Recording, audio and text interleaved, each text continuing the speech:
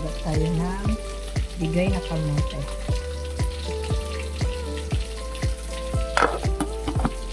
Ito gawin nyo sa nilagang kamote. Mamaya, babalatan ko pa yan. Dudurugin ko pa yan. Ayan mga ingredients niya pala. Kahit anong gatas, harina, asukal, sesame seeds, and ano yan? Baking powder. Alam nyo na kung saan papunta yan, ha? Ayan ang gawin nyo sa nilagang kamote kung ayaw kainin nila ng nilaga.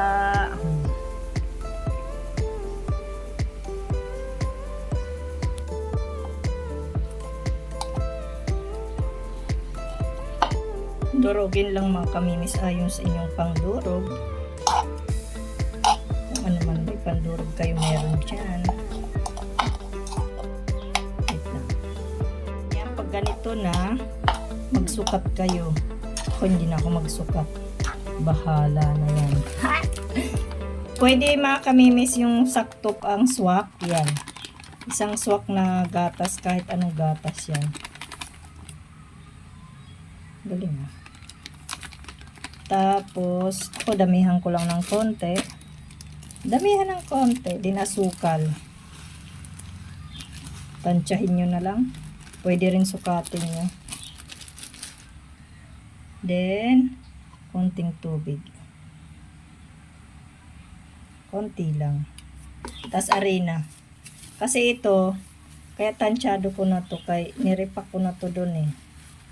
2 cup na harina. Uy, dadami ito mga kamimis. Oh. Then, baking powder. 1 kutsara na to eh.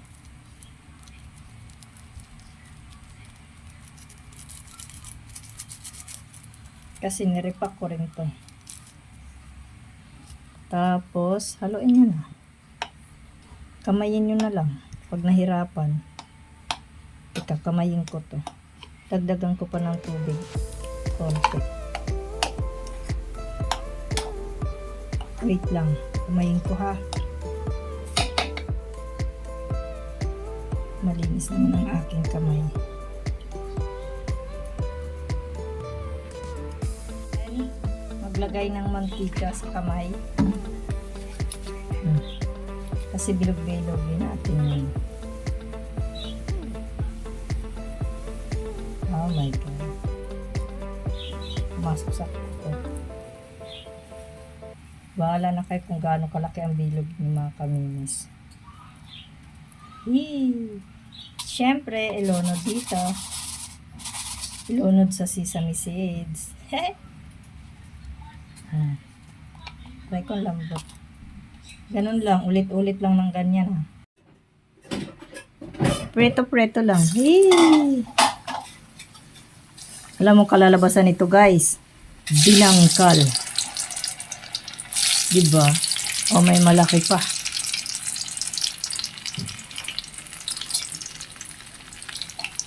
Ganyan lang. Hey. Magiging binangkal na yan. Diba naging binangkal? Try nyo na mga kamimis. Yummers yarn. Maiba naman ang luto ng kamote. Crunchy sa labas. Wow! Ang init.